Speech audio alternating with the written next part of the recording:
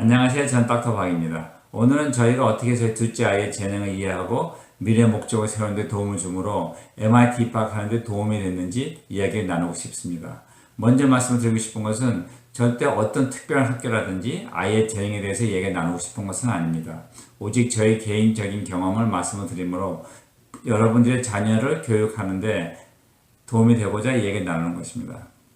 둘째 아이는 어렸을 때부터 아빠와 같이 성형외과 의사가 되겠다고 했기 때문에 너는 커서 어떠한 삶을 살고 싶냐고 물어볼 필요가 없었습니다. 큰 아이가 충실한 학교 생활을 한 것의 가장 큰 장점 중에 하나는 둘째 아이도 누나를 따라 학교 생활에 충실했다는 것이죠. 하지만 단점이라고 할 수 있었던 것은 저희는 워낙 큰 아이한테 집중되었고 준비를 하였고 또 둘째 아이는 그냥 누나의 길을 똑같이 따라갈 거라고 생각했었죠. 하지만 둘째 아이의 재능을 이해하고 미래의 목표를 세우는 데 도움을 주기 위해서는 완전히 다른 시각이 필요했습니다. 저는 좀 현실적이기 때문에 아이의 천재성이나 재능을 믿지 않습니다. 오히려 아이는 얼마큼 노력하고 또 성숙하냐에 따라서 자기의 미래의 가능성을 계속 확장해 나가는 거라고 믿었죠. 그 이유는 저가 그래왔기 때문입니다. 아이들이 어렸을 때 아빠는 천재 같은 아이를 원하지 않고 오히려 매일매일 자기 삶에 충실한 아이를 원한다고 얘기를 해줬습니다. 그리고 또 제 이야기를 얘기해 주었죠. 저는 어렸을 때 한 번도 저가 똑똑하다고 생각한 적이 없습니다. 오히려 운동에 재능이 있다고 생각했죠. 특히 야구였습니다. 하지만 고등학교에 가서 오른쪽 어깨를 다친 후로 야구를 못하게 되었고 학교에 조금 더 집중을 했더니 처음으로 올해일을 받았죠. 그때 저가 깨달았던 것은 학교에서 공부 잘하는 아이들과 저랑 큰 차이가 없다는 것을 알게 되었습니다. 그 후로도 많은 노력을 했지만 한 번도 학교에서 톱 랭킹 아이들 사이에 낀 적은 없습니다. 하지만 저가 그 후로도 많은 노력을 하였고 또 성숙해짐으로 고등학교 때 어떤 친구들보다 학문적으로 더 많은 것을 이루었죠. 저희 아이가 수학에 재능이 있는 것을 처음 하게 된 것은 아이가 5학년 때 하루는 집에 와서 학교에서 아주 재밌는 수학 게임 챌린지 24를 했다고 하더군요. 그리고 자기가 상당히 잘했다고. 그래서 저희는 별 생각 없이 그냥 칭찬해 줬는데 한 2주 후에 학교에서 챌린지 24라는 게임을 한 박스 가져와서 자기 연습하는데 좀 도와달라고 하더군요. 그래서 어떻게 도와줄까 했더니 모든 카드들을 엎어놓은 상태에서 하나씩 뒤집어 달라고 하길래 저가 탁 뒤집어 줬더니 그 카드는 안에 숫자가 4개가 있었습니다. 근데 금방 몇 초 만에 톡 치더라고요. 그래서 그게 뭐야 했더니 자기가 답을 적더라고요. 그래서 그게 보니까 이 숫자는 4개 다 이용하고 더하기 빼기 나누기 곱하기를 이용해서 답이 24가 나오면 되는 거였습니다. 그래서 제가 좀 놀랬지만 계산기를 쳐봤더니 그 답이 맞았죠. 또 다음 카드 뒤집어졌더니 또 금방 톡 치길래 또 어떻게 했었더니 자기가 또 받아 적더라고요. 그래서 또 그것도 또 계산했더니 또 맞더군요. 그래서 이 아이가 상당히 수학에 좀 재능이 있구나 생각을 했는데 한 2주 후에 자기가 학교에서 와서 자기가 학교 대표로 이 챌린지 24 지역 대회에 나가게 됐다고 이제 얘기를 했고 저희가 거기에 이제 참석을 했더니 거기는 상당히 많은 아이들이 이 게임을 하고 있었습니다. 근데 우리 둘째 아이보다 훨씬 더 잘하는 아이들도 상당히 많았고 근데 그 결과 자기가 주 대표가 되는데 조금 차이를 자기가 안 됐죠. 그래서 저희는 이제 아이를 좀 격려해주기 위해서 다음 대회는 언제냐 물어봤더니 자기는 더 이상 이 게임에 관심이 없다고 하더라고요.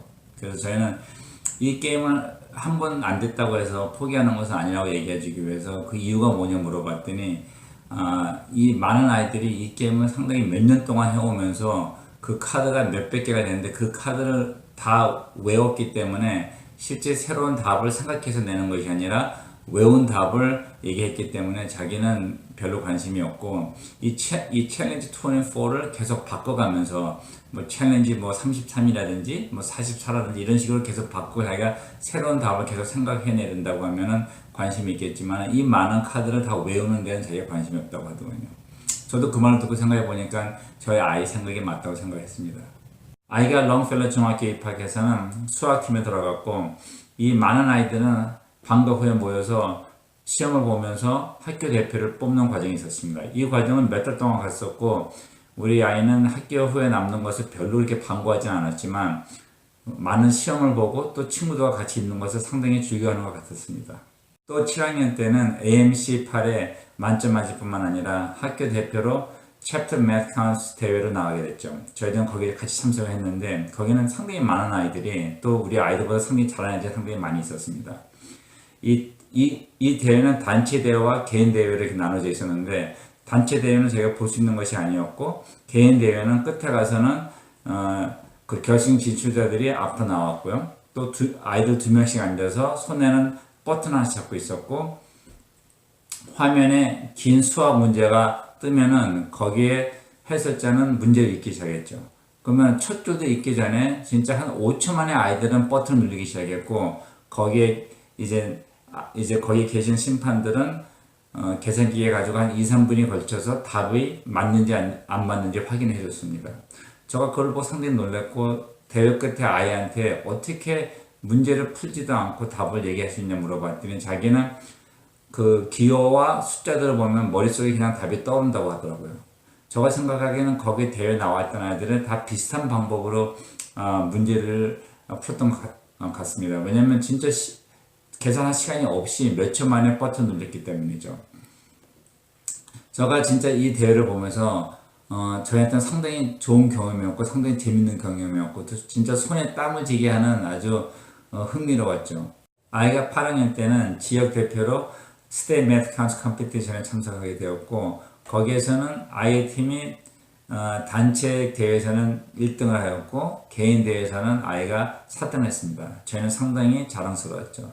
더 나아가서 저희 주 그 버지니아를 대표해서 내셔널 매트 카운트 컴피티션에 참석하게 되었고, 이 대회는 각 주마다 최고 잘하는 아이들을 4명씩 뽑아서 매년 지역을 바꿔가면서 대회를 하죠. 근데 그 해 상당히 좋았던 것은 플로리다에 있는 디즈니 월드에서 이루어졌고, 학생에 대한 모든 비용은 그 단체 다 대줬는데, 여기에는 대회 후에 하루 종일 디즈니 월드에서 놀 수 있는 티켓도 포함되어 있었죠. 저희 아이는 대회에 대해 상당히 흥분됐지만, 더 흥분됐던 것은 대회 후에 친구들과 밤늦게까지 공원에서 놀 수 있다는 것에 대해서 상당히 좋아했습니다. 이 대회 같은 제가 상당히 놀랐던 것은 많은 주들이 이 대회를 위해서 상당히 많은 것을 투자하는 것 같습니다. 진짜 개인 코치라든지 개인 수학 선생님들을 고용해서 몇 년간 준비해오는 모습을 보고 저희는 수학에 이렇게 많이 투자하는 것을 그때 처음 깨달았습니다.